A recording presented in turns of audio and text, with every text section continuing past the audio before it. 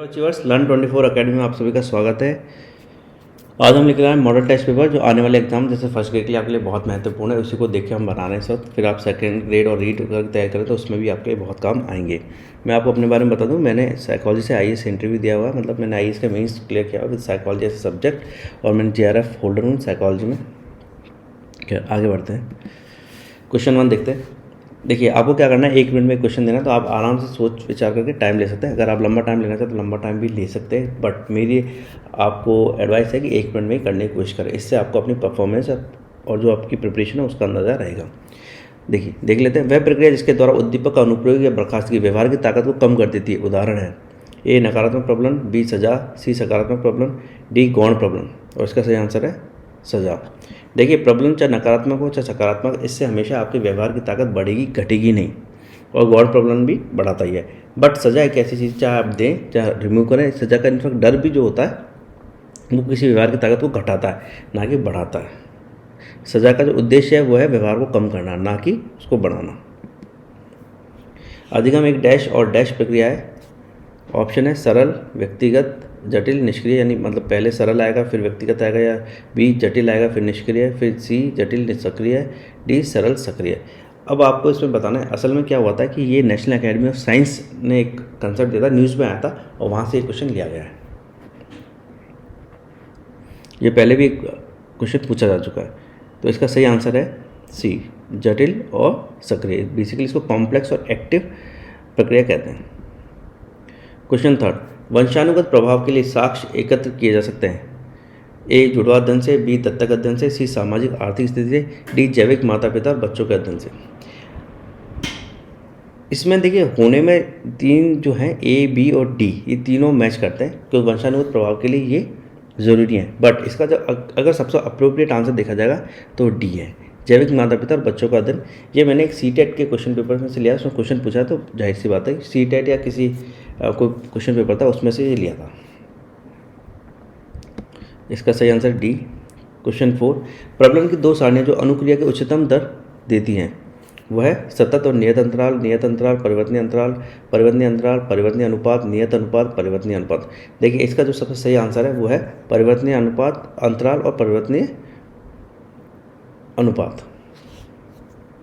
ये हमेशा जो है अनुक्रिया की उच्चतम दर देगी। और इसका कारण अगर आप जानना चाहते हैं तो मैंने इस पूरे लर्निंग पे एक चैप्टर बनाया हुआ है, उसको आप देख लीजिए, हमारी साइकोलॉजी प्लेलिस्ट के अंदर वो अवेलेबल है। तो यहाँ समझाने जाऊँगा तो 1 घंटा लग जाएगा। क्वेश्चन 5, अपनी कक्षा में अर्थपूर्ण अधिगम को सुसाध्य बनाने के लिए अध्यापकों को अपनी कक्षा में सामाजिक, सांस्कृतिक, धार्मिक और भाषाई विविधता को डैश समझना चाहिए, डैश चाहिए। ए समझना चाहिए, बी अनदेखा करना चाहिए, सी टालना चाहिए, डी उपेक्षित करना चाहिए। देखिए, ये बेसिक अंडरस्टैंडिंग का क्वेश्चन है। ये आपको ऐसा नहीं होता कि कहीं आपको किताबों में मिलेगा कुछ है, ये आपकी बेसिक अंडरस्टैंडिंग है। अगर आप टीचर हैं और आपके मान लीजिए आपकी क्लास में कई बच्चे हैं जिनको अलग अलग भाषा आती है, तो आप उसको क्या समझेंगे। अगर आप उसको अनदेखा करते हैं, टालते हैं या उपेक्षित करते हैं तो ये आपके लिए थोड़ा सा डिफ़िकल्ट है और ये आपके ऐसे टीचर रिस्पॉन्सिबिलिटी नहीं है। तो इसका जो सही आंसर है वो है ए समझना। क्वेश्चन 6 ए, और ये सेकंड सोचिए, इससे आपको मैच करना है। मनोविश्लेषणात्मक उपागम, यहाँ सहज वृत्ति, समृद्धि और कमी प्रेरणा, मानववादी उपागम।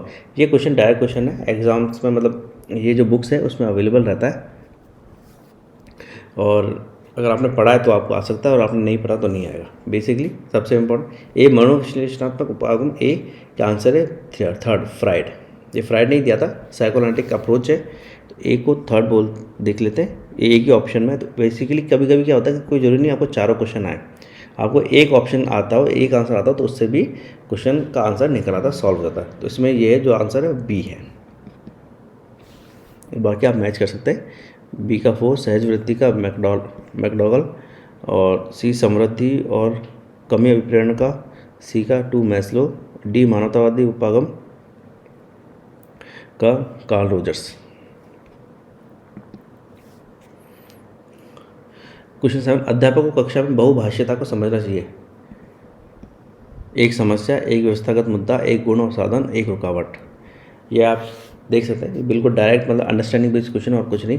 असल में क्या होता है, साइकोलॉजी में आपको लगता है कि 20-22 क्वेश्चन मार्क्स लाना बहुत मुश्किल है। 20-22 मार्क्स लाना बहुत ईजी है। मुश्किल होता है 27 या 26 से ऊपर जाना, क्योंकि उसका मतलब ये है कि आपने साइकोलॉजी को अच्छे से समझा है। अगर 20-22 क्वेश्चन आप देखेंगे तो वो लगभग डायरेक्ट होते हैं और आप उस रट्टा बेस पे ला सकते हैं। तो लेकिन अब आपको नौकरी चाहिए तो आपको दूसरों को से ज़्यादा बेहतर पढ़ाई करनी पड़ेगी, इसलिए सिर्फ रट्टा बेस से काम नहीं चलेगा, आपको अंडरस्टैंडिंग भी होनी चाहिए। तो इसका आंसर है, हम देख लेते हैं, आप आराम से सोच समझ के जवाब दीजिएगा।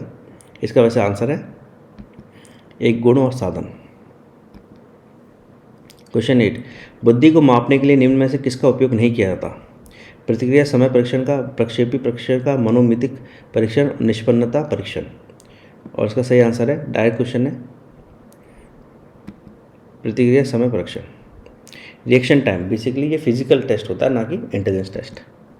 क्वेश्चन 9, फाई परिदृश्य निम्न के बीच सबसे अच्छा देखा जाता है, यानी किस समय के दौरान जो फाई फिनोमेना होता है। फाई फिनोमेना क्या है, बेसिकली जो लाइटिंग एक साथ चलती है, एक मतलब आपने जो रोशनी देखी होगी शादी वगैरह में, जिसमें बल्ब बुझते हैं और वापस जलते हैं, तो उससे एक पूरा चित्र बन जाता है या लाइन में चलते हुए नज़र आते हैं।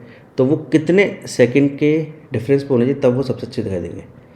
50 से 250 मिली सेकेंड, 110 से 320 मिली सेकेंड, 30 से 200 मिली सेकेंड, 215 से 375 मिली सेकेंड। और इसका सही आंसर है सी, 30 से 200 मिली। कक्षा में अध्यापिका अपने शिक्षा शास्त्र विधियों को विद्यार्थियों की व्यक्तिगत जरूरतों के अनुसार परिवर्तित करती है, तो उसको क्या बोलते हैं?